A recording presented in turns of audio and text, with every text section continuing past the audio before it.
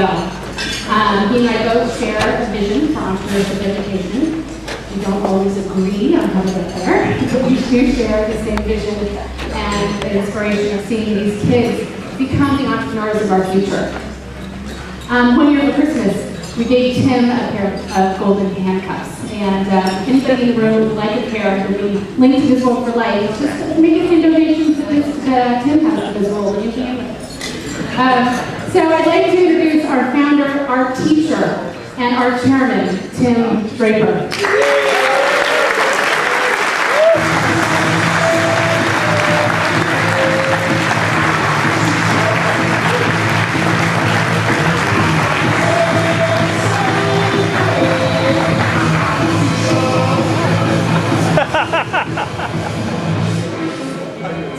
Every time. And I keep coming back because of those golden handcuffs. Thank you all for coming. Welcome. This is so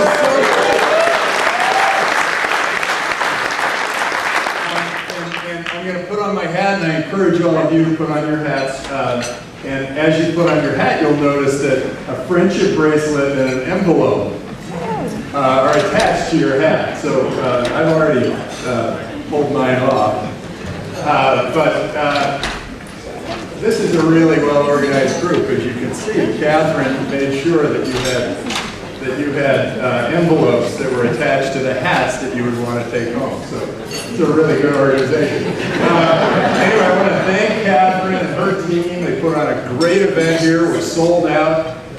It is really exciting to see what they've done with this business in 5 short years. And we've been in business 10, but it's been 5 that Catherine took over and started to make the place hop. In fact, I have to hop. I have 2 minutes, so I have to hop. I just love business. Business is what, politicians will go and they'll say, there's this problem, the energy problem, or the transportation problem, or the poverty problem. Businesses solve those problems. And I went through this fantastic education, and no one ever taught me how businesses work, so I was kind of trying to figure out how to make a business work to solve various problems. But if you look around yourself, you've got the food, the drinks, the dinnerware, the chairs, the tables, they all came from business. Everything around you came from business. This hotel, businesses, and the bigger they get, the more they affect more people. And so business is so important. So I'd like to say that I started BizWorld so that I could push business throughout the world and encourage businesses to grow and start everywhere. But I started at BizWorld because my daughter asked me, what do I do? What do you do? Where do you go? Mommy's here. So anyway, that's how I started the thing off, and it worked incredibly well. And I was just talking to somebody, another nonprofit that is now in its 100th year, and I thought, BizWorld is on its way to becoming one of the very great businesses, nonprofit, but businesses in the world. And that's all thanks to Catherine.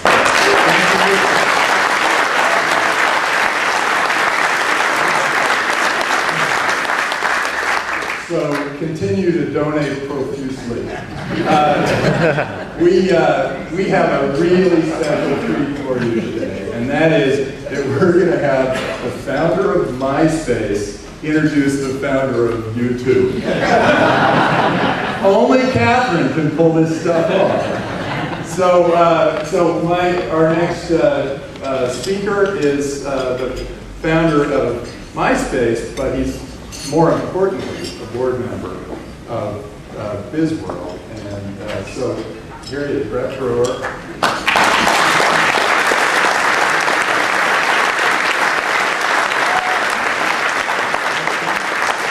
Thanks, Tim.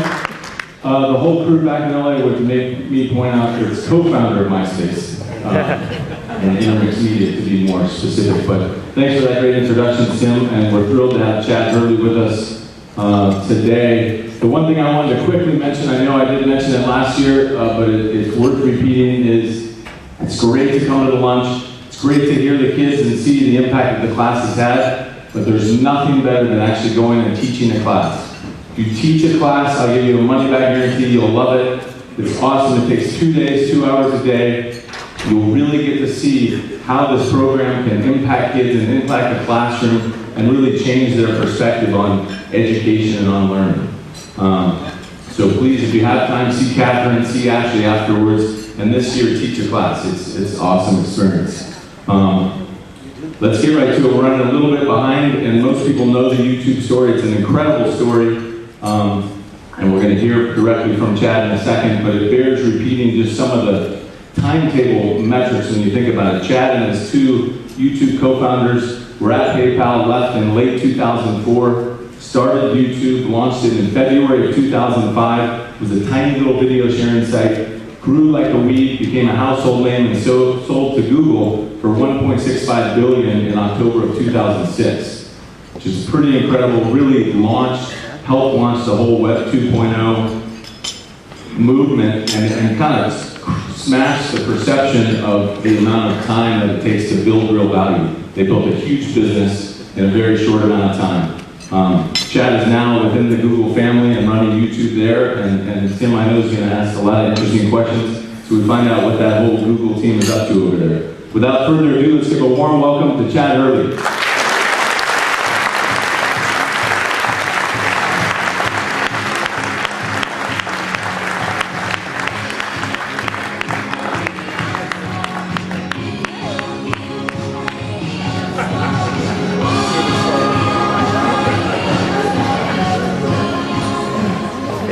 So let's start you off with a softball here, Chad. I guess we got to take this apart. Yeah, you're going to want to be pretty far.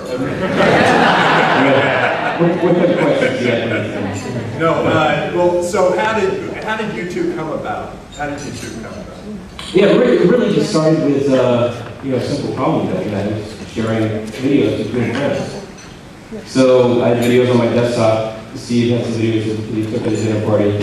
We couldn't share them with each other very easily. I mean, even though we had somewhat technical backgrounds, it took some time to get video online. So kind of just looking at that problem and where we were coming from PayPal, where we're trying to simplify the payment process and empower people with a solution there. So we saw an opportunity in the video space where people could take any video file, no matter what kind of video file, upload it to the site.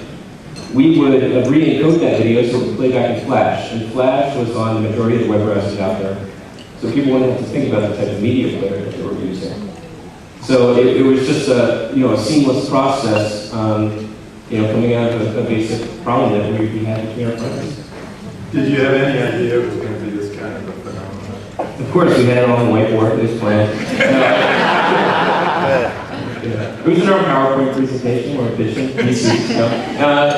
No, it really kind of caught us, a little off guard. It took us by surprise.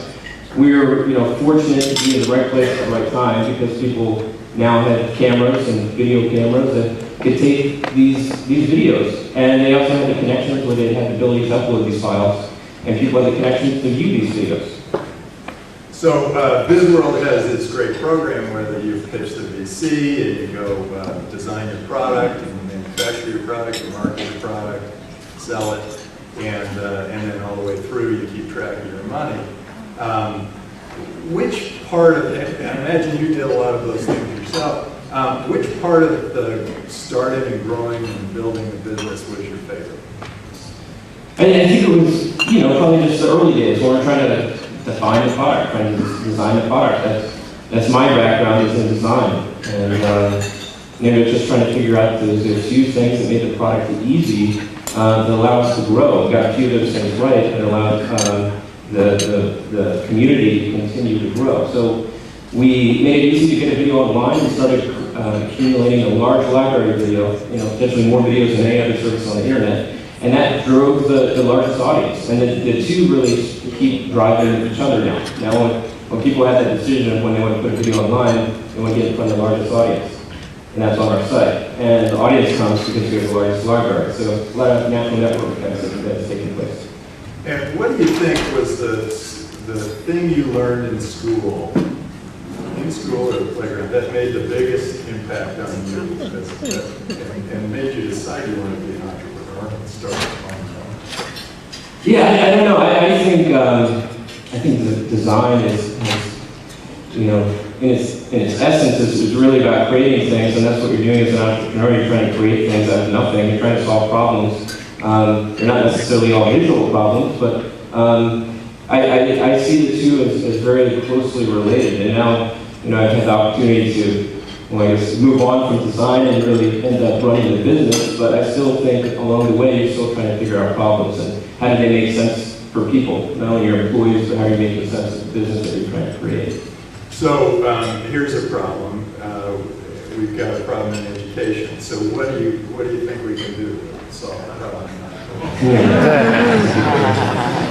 Well, if I had to answer this, it'd be pretty important. I think you know, schools potentially have to operate more like businesses. You have to Hooray! I think you're right there. I think you have to reward the teachers that are doing the best job. And I think sometimes, you know, the majority of the teachers are, you know, potentially threatened by that. But I think it just creates a better environment that motivates them and, you know, potentially gives children a better education. So, do you have any advice for teachers, educators, people who want to fix the system? What advice might you have for getting kids so they can move into the real world and do great things like what you've done? Well, I think just supporting the children's interests. I don't think you know, necessarily the great businesses come from, you know, thinking about how I'm going to build a business. It's, you know, it's how I'm going to have fun and do something that I enjoy. So, you know, for me, design, you know, evolving into web design, you know, it came from a long line of things. I mean, first just strictly started with art, but that over time evolved during high school into building electronics, getting involved with computers and computer graphics. And I think along that way, if teachers can embrace just what students are interested in the long run, if someone does get involved with business, they'll build something that they're passionate about and care about. Okay, now let's switch gears a little. What do you think the future of advertising with video is? Well, you know, we're trying to come up with solutions that aren't going to distract people and make them watch less videos on our site. I mean, we're serving up hundreds of millions of videos on a daily basis now through our system around the world, and it just keeps continuing to grow. I think we want to provide a solution that, you know, gets ads in front of people, but doesn't kind of distract from the core activity of doing video. But at the same time, we want to, you know, get a response for our advertisers, have results for them, and also have an opportunity to monetize videos for our partners and our users. Really what we want to do is be able to monetize, promote, and foster, really support a new industry. This is people creating videos at home or creating videos with a few friends. There's a lot of people with talent out there and now have the tools with the cameras and editing capabilities to make something pretty interesting. And we want to support that and see how we can get more people involved. Yeah, my boys came and did this video. I think I blasted it out to all of you, so you've seen it, but it is sort of a new way of looking at advertising and video. And it's interesting to see that can all be done because of YouTube. Is there, do you think that education can be done, I mean, can video be the next thing in education? Can you, with video, somehow end up with the best teachers in the world in the classroom, and then the kids get, you know, caretakers in the school, but they learn from the absolute best teachers in the world, right? I don't think it's going to be strictly all video. I think there's something to be said about having a teacher in the classroom to guide the students, but I do think there are great people out there with great ideas and teaching great classes or having great lectures or discussions that the rest of the world wants to see. And we're starting to do that on our site with some partnership with universities. UC Berkeley is starting to put some video on our site. We have others like MIT. They're already involved with the courseware. But I think it's a great way for people just to spread information, spread ideas, and have people learn from that. And now, I mean, YouTube has had this, also has a problem in the acquisition. The major media companies now, you might call them media monopolies, are trying to figure out how to deal with this new thing that's come into their world. And so how do you, are they ever going to wake up and see the internet and look at it as an opportunity for business, or is it just going to be, suing 12-year-old girls? Yeah. Well, I think they're definitely moving in that direction. I just think it's hard to change your business when, the past has worked so well for you. It's to, move into a new industry where the revenue isn't quite proven and the advertisers haven't moved over yet. It's hard to make that switch now when the users are switching. So I think they're starting to realize they need to make a move to the internet, and I think, what we're providing is just proving that internet video does work. We've talked about it for years, and now there's hundreds of services out there that provide video solutions. I don't think we're going to be the only site on the internet dealing with video. So I think we'll start embracing more and more of that ability to distribute their videos. I think what they're having problems with is people now have an option to distribute their own media. These businesses have thrived on creating their own content and controlling their own distribution. Now, those business models change when scarcity doesn't exist, where everyone has a chance to produce their own piece of media and distribute it themselves. So I think they just need to figure out how they can get involved in that process. And then finally, are you happy you sold? Did you sell at the right time? Did you enjoy it? They're great. Good to say. They, what I always tell everybody, it provides us great food. They, gave great lunches to us. But they've really treated us well. They're keeping us independent. I think we wouldn't have had the ability to grow as quickly as we have, especially within the last year without their help.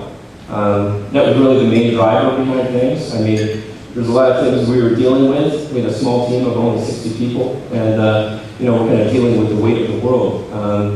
And now we have the support with more resources in terms of people. We also have technology to improve the service, and we really were building a new community, and we didn't want them to necessarily suffer through our growth. I mean, I think we were kind of victims of our own success in a way. If we had a chance to do it all over again, maybe try to slow down growth a little bit. But I think it's worked out for the best for everyone. And what's the future hold for you? Well, I think there's a lot of problems still to be solved in the video world. So we look forward to defining this space, this marketplace, really, where everyone has the ability to distribute the video and actually make money from it. And beyond that, we have to work on ways to help people discover this content. And again, kind of being victims of our own success, we have received hundreds of thousands of videos on a daily basis. Millions and millions of videos in the system. Now, how do you find what you're looking for? I think that's a pretty complex problem. Search gets you about half the way there, but there's a lot of things that we need to do, so we're looking at that. Great. Can we get you to teach in a classroom at BizWorld? Sure. Maybe if I can do it through video.